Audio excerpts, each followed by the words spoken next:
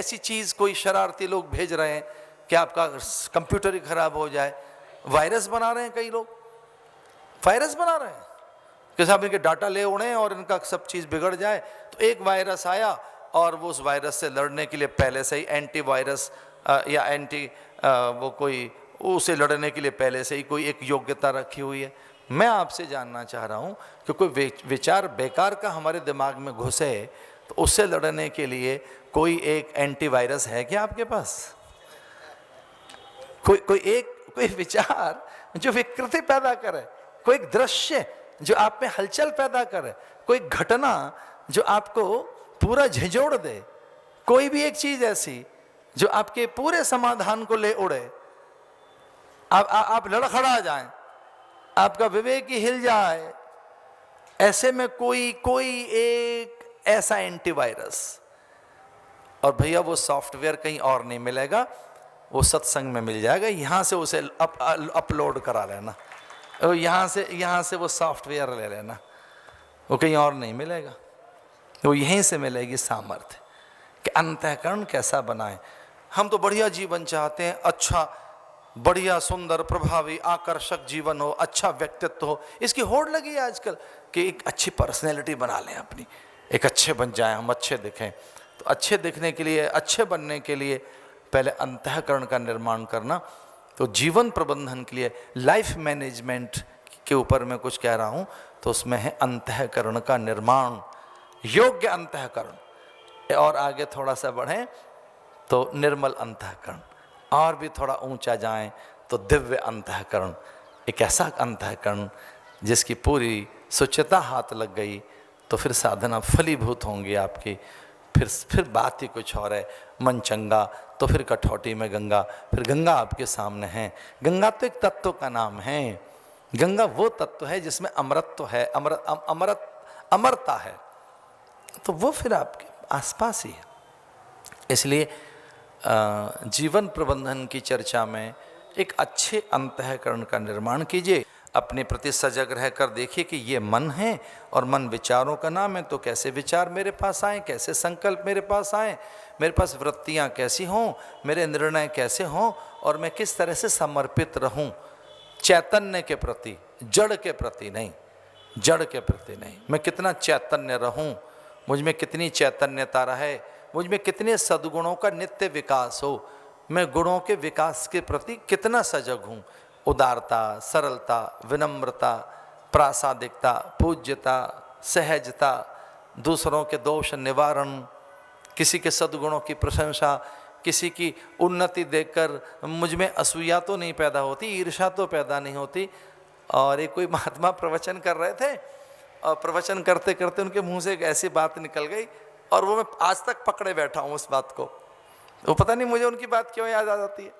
वो प्रवचन में ऐसा कह रहे थे, किसी को भक्तों को सुना रहे थे कि हम में से बहुत से लोग ऐसे हैं, वो ये कह रहे थे कि हम में से बहुत से लोग ऐसे हैं कि हम अपने अभाव के कारण नहीं, हम अपने अभाव से दुखी नहीं हैं।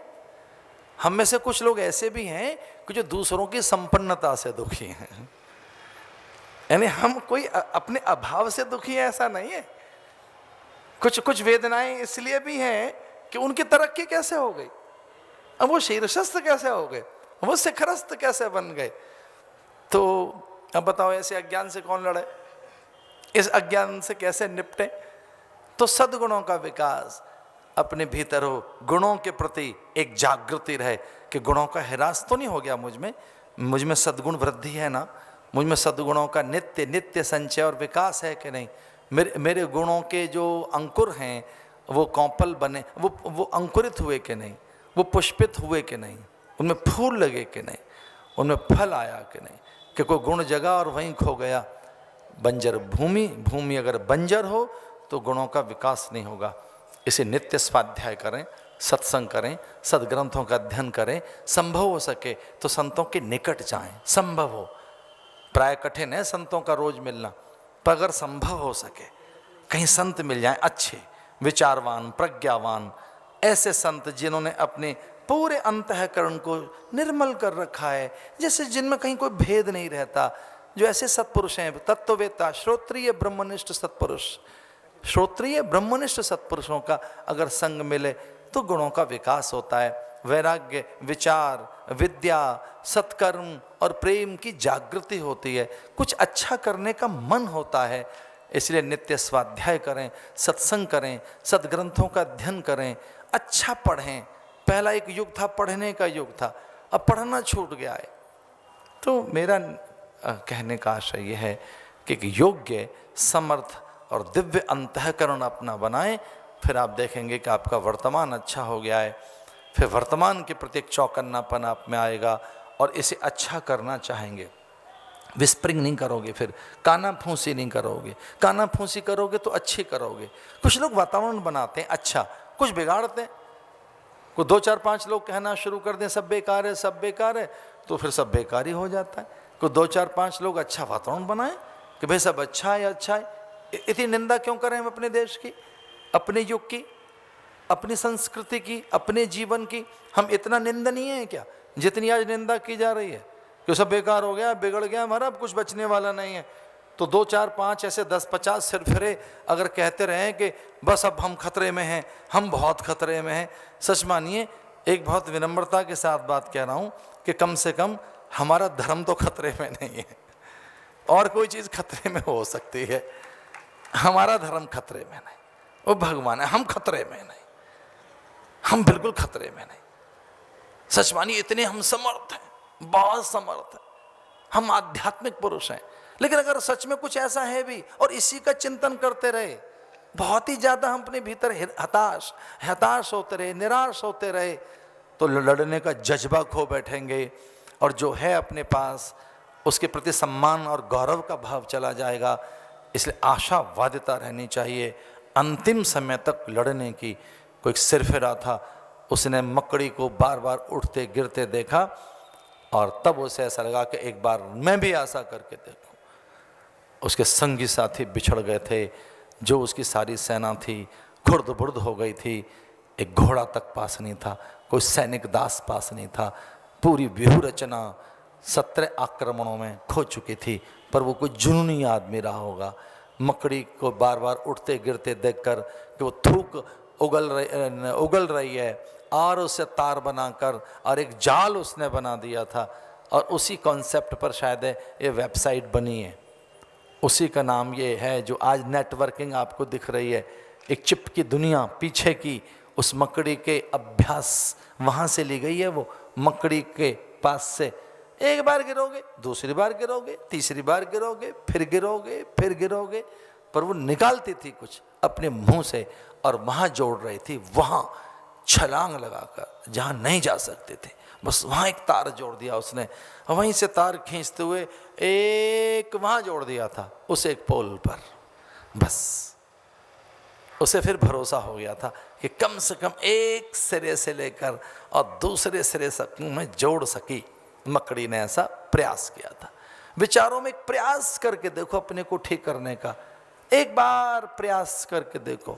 और इस पोल से लेकर उस पोल तक उस मकड़ी ने जैसे ही जोड़ा अपने तार को, लार को, अपने थूक को, खुद में से ही वमन कर रही थी कुछ ऐसा चिपकने वाला पदार्थ। 1 2 3 4 5 6 7 तार जोड़ दिए और फिर मकड़ी ने जाल बना लिया। लेकिन वो इतनी हड़बड़ाहट में थी, वो इतनी ज़्यादा दंभ और इतने अभिमान से भर गई कि लो अब तो मैंने बना दिया, जाल बुन दिया। किन के लिए? दूसरों को फंसाने के लिए। 2 बातें थी उसमें, एक तो मैं सुरक्षित हूं, मुझ तक कोई आएगा नहीं, और दूसरा इसमें जो आएगा उसे फंसाऊंगी और उसे अपना आहार बनाऊंगी। मकड़ी इतने अभिमान में आ गई और उसके बाद में ऐसा हुआ, न जाने कितनों को वो निगलती थी। उसने वो अपनी सुरक्षा के लिए बनाया था और दूसरों के आहार के लिए, लेकिन उसका अभिमान उसे एक दिन ले डूबा। मकड़ा आया जाल को कुतर के और मकड़ी को खा गया। तो कोई मकड़ जाल हम बनाएं भी वैसा, तो ऐसा ना बना दें कि फिर जिसमें सिक्योरिटी ना हो। कोई एक ऐसी व्यूह रचना, आध्यात्मिक प्राणी अगर आप हैं तो फिर आपकी क्रियाएं निष्पाप हैं, निर्दोष हैं। फिर बड़ी निश्चल हैं, वो बड़ी पवित्र हैं, वो बड़ी फिर दिव्य हैं। उनसे अधिक सिक्योरिटी कहीं हो ही नहीं सकती। जितने अधिक आप आध्यात्मिक प्राणी हैं, उतने ही आप अभय हैं, अजेय हैं, अपराजित हैं, उतने ही आप निश्चिंत हैं, उतने ही आप निर्द्वंद हैं, उतने ही बड़े आप आनंद के भागीदार हैं। इसलिए एक ऐसे अंतःकरण का निर्माण करें जो आध्यात्मिक अंतःकरण हो, एक ऐसे अंतःकरण का निर्माण करें जो दिव्य अंतःकरण हो।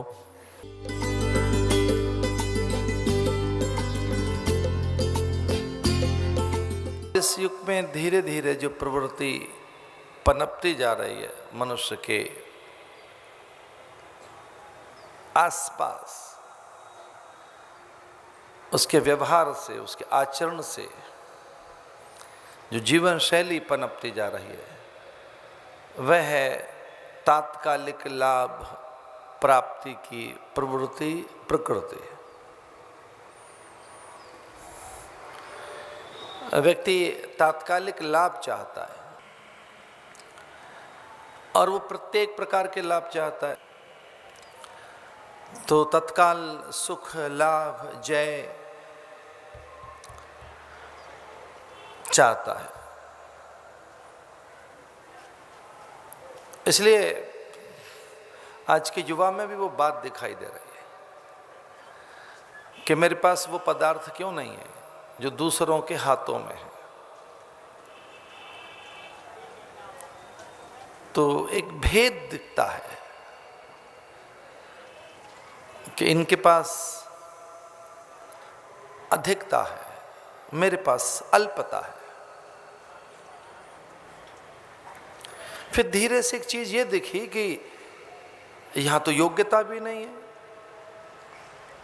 यहां इन हाथों ने श्रम नहीं किया है,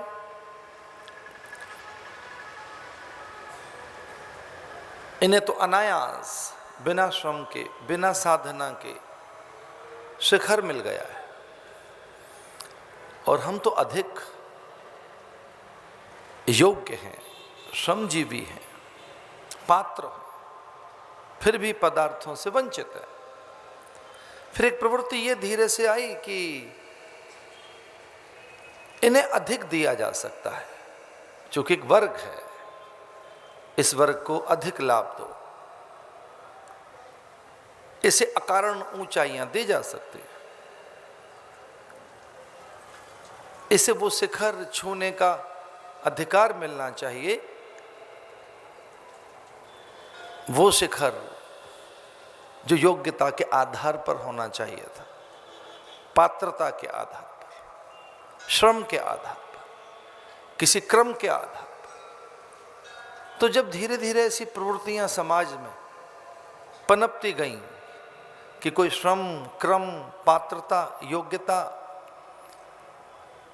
के बिना कहीं कुछ लोग पहुंच गए, तब एक असमानता आई।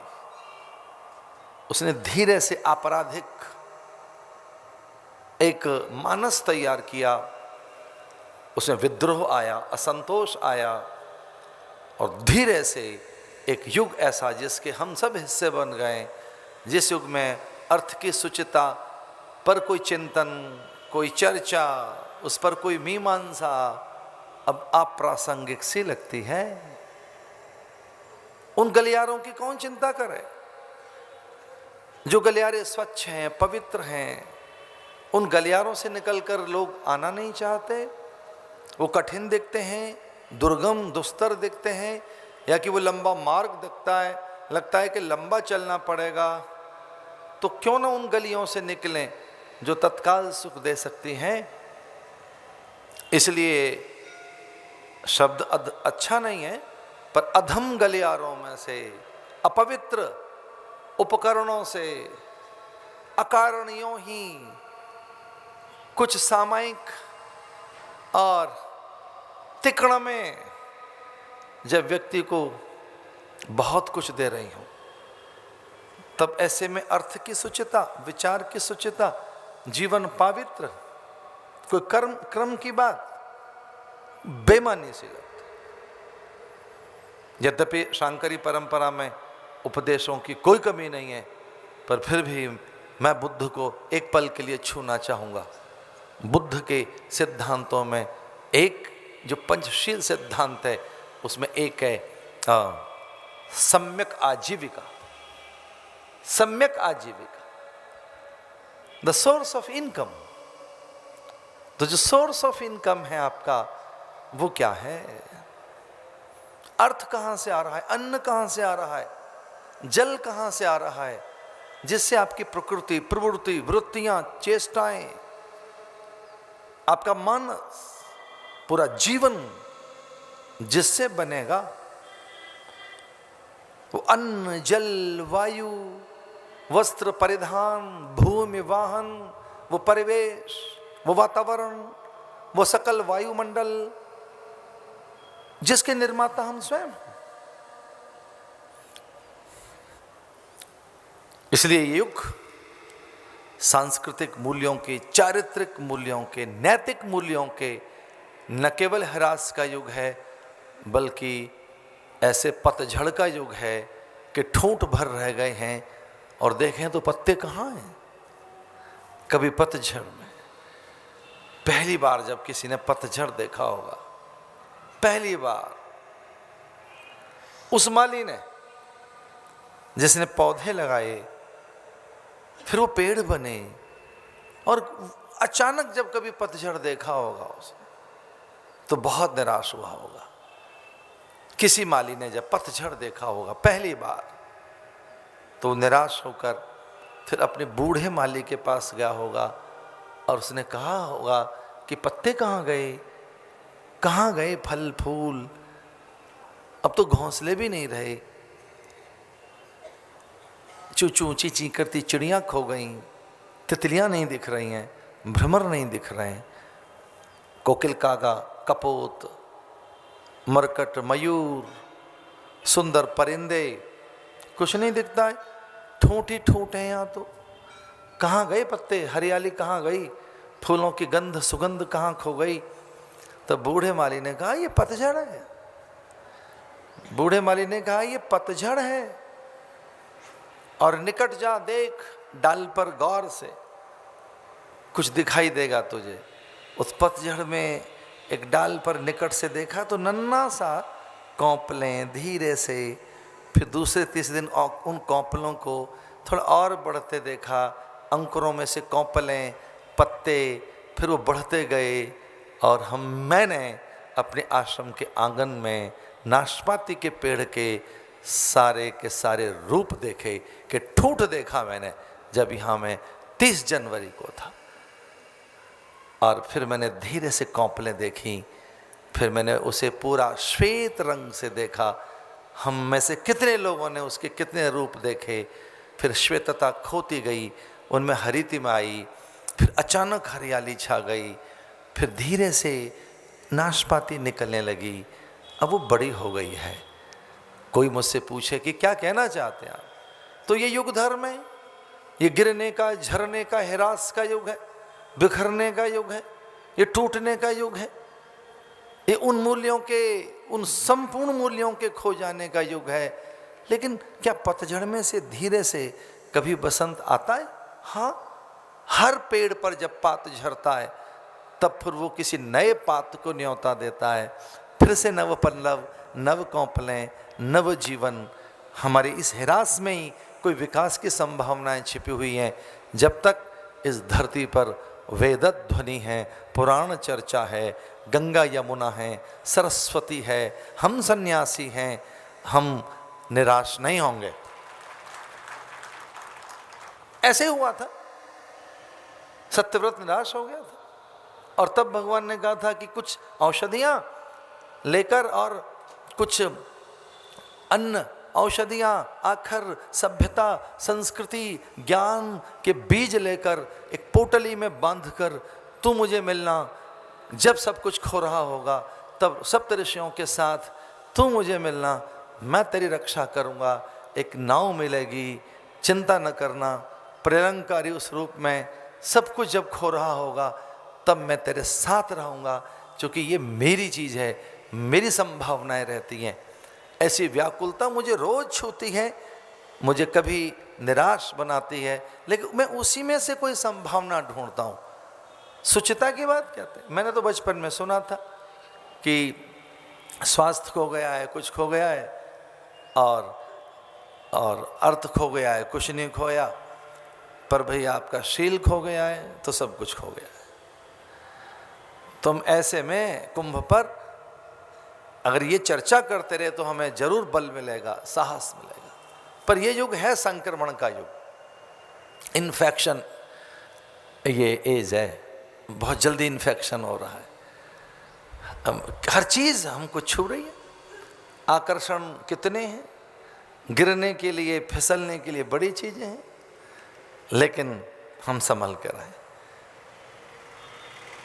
मुझे बड़ी बड़ी बात अच्छी लगी भैया त्रिपाठी ने अन्न या पदार्थों की, जीवन की शुचिता, पवित्रता की बात कही।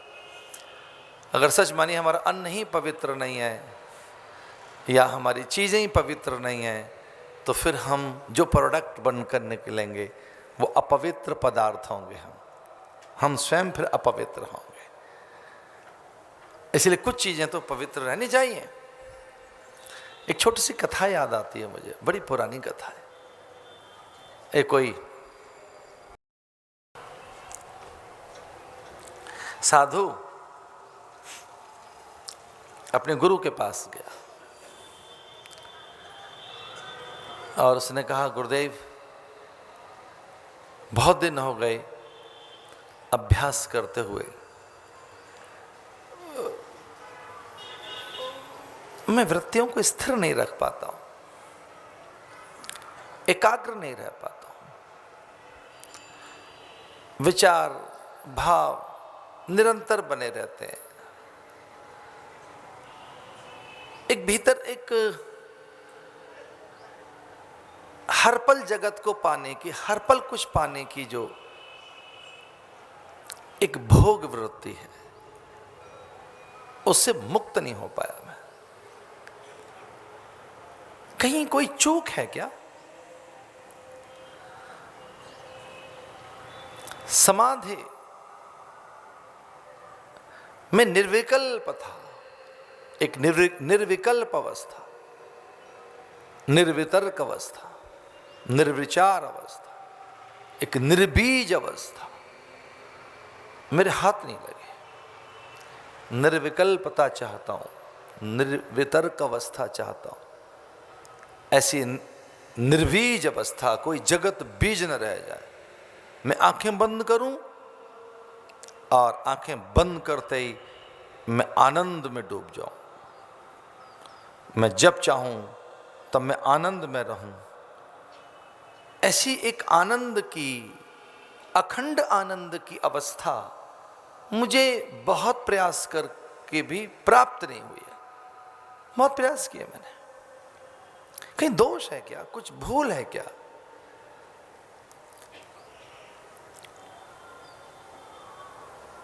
सच्चा साधु था, सच्चा साधक था।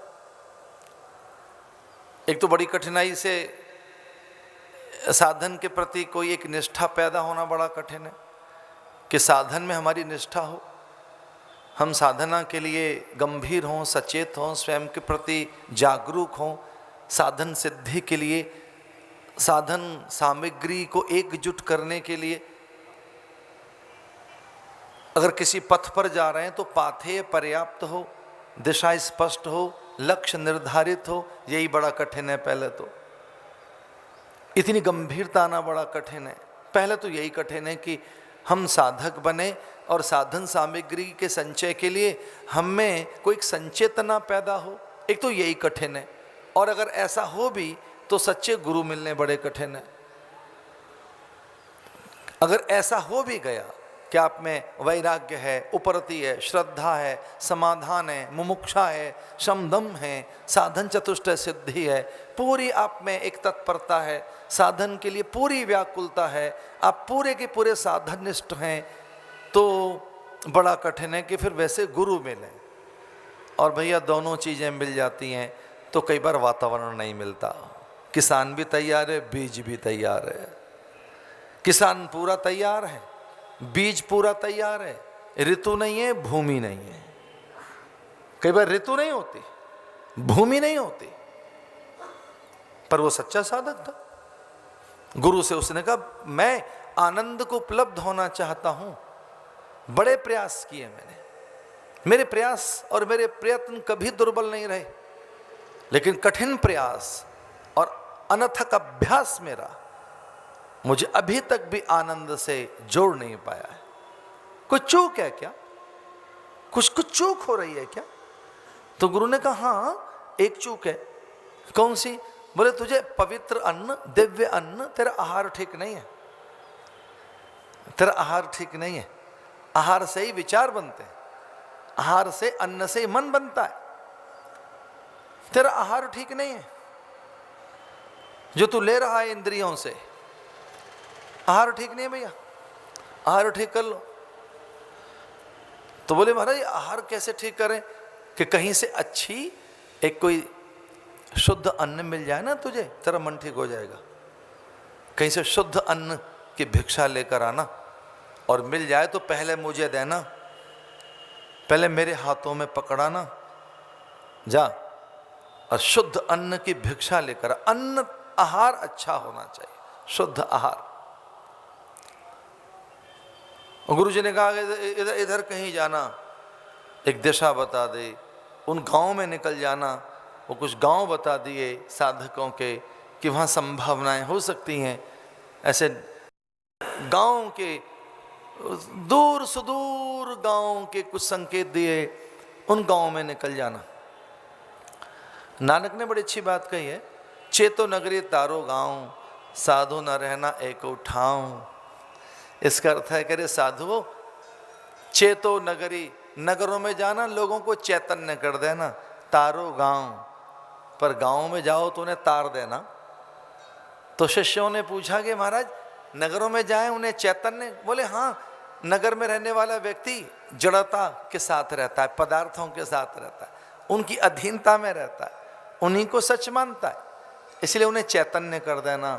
तारो गांव, और गांव में जाओगे तो उन्हें तार देना, क्योंकि वहां जड़ता कम होती है, वहां पदार्थ आश्रयता नहीं होती।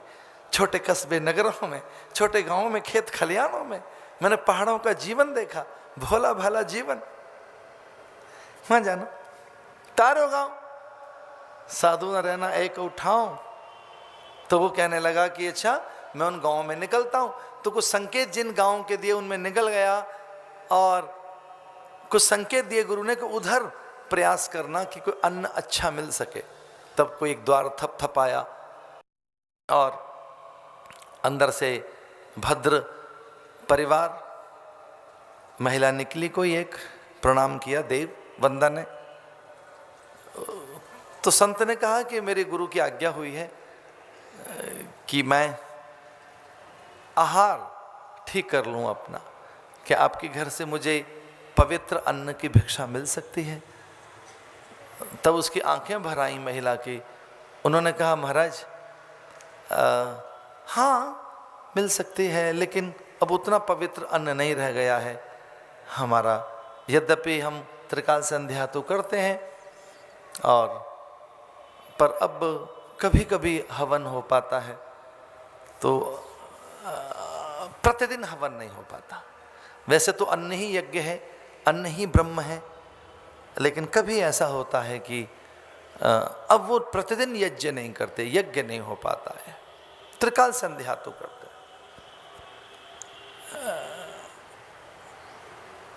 अन्न, हविष्यान्न, ये प्रसाद, वो अब वैसा नहीं रहा है। यज्ञ में अन्न नहीं जाता, इसलिए यज्ञ को समर्पित नहीं है अन्न, तो अन्न पवित्र नहीं कहा जा सकता। अपने लिए, अब अपने लिए बनाते हैं हम। ये कुछ कभी ऐसा लगता है कि ये हमारे लिए है, पहले ईश्वर को अर्पित करते थे।